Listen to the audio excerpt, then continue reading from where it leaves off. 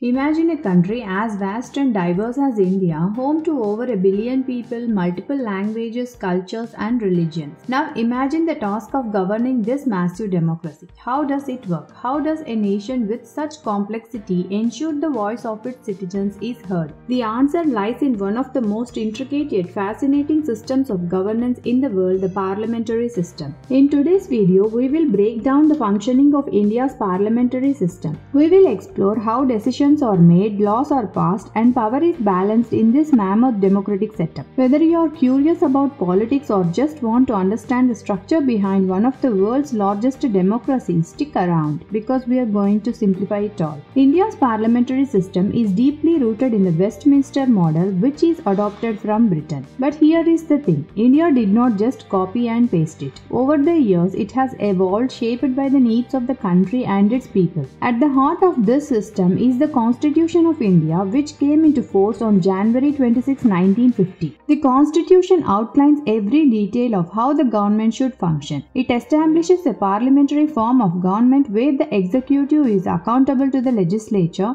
meaning that those in power must answer to the people's representatives. So what does this mean? Well, it means that the government is designed to ensure checks and balances. Power is not concentrated in a single person or institution. It is divided among the parliament, the prime minister and the president and the judiciary. Let's break that down a bit more. India's parliament consists of two houses, the Lok Sabha, House of the People, and the Rajya Sabha, Council of States. Together, these two houses make laws, debate national issues, and keep the government accountable. Lok Sabha, this is the lower house of the parliament and the one that directly represents the people of India. Members of the Lok Sabha are elected through general elections held every 5 years. The Lok Sabha has a maximum strength of 552 members and each member represents a specific geographical area called a constituency. Here is the important part. The government is formed by the political party or coalition that has the majority in the Lok Sabha. The leader of this majority is appointed as the Prime Minister. So the Lok Sabha is where real political power lies in terms of lawmaking and governance.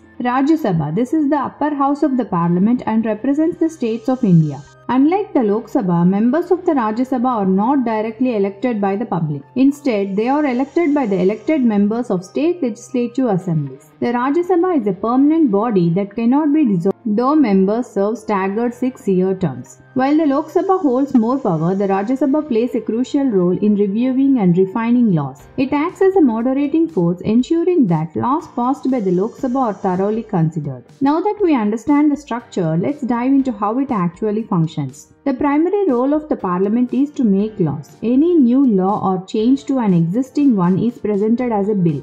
This bill must pass through several stages in both houses before becoming a law. First it is introduced, then debated, amended if needed, and finally voted upon. If both houses approve, the bill is sent to President for final assent. But lawmaking is not the only function. Parliament also holds the government accountable. Remember, the government, headed by the Prime Minister and the Council of Ministers, is directly responsible to the Lok Sabha. This means that if the majority in the Lok Sabha loses confidence in the government, the Prime Minister and the entire Council of Ministers can be forced to resign. This is called a vote of no confidence and it is one of the most critical tools of accountability in the parliamentary system. Besides making laws and ensuring accountability, Parliament also controls finances.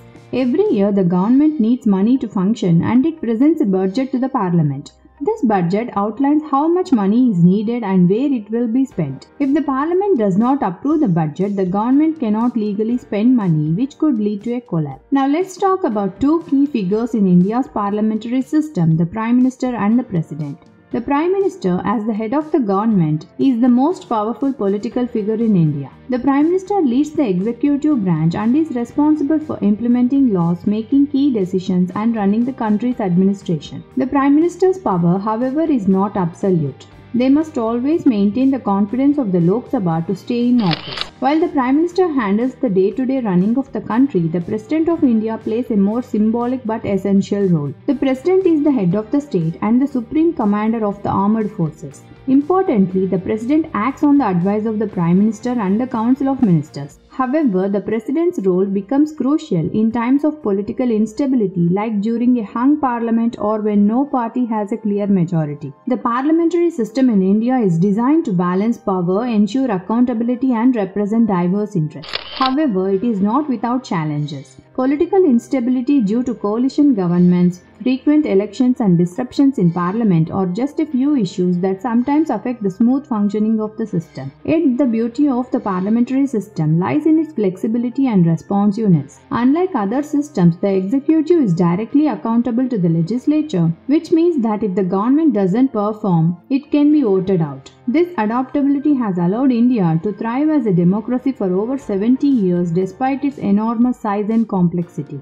India's parliamentary system is an incredible feat of governance reflecting the will of the people while balancing power among its many branches. It's a system that has adapted and evolved, and it continues to shape the future of the country. What do you think about India's parliamentary system? How do you think it compares to other forms of government? Let me know your thoughts in the comments below. If you found this video helpful, don't forget to like, share and subscribe to the channel.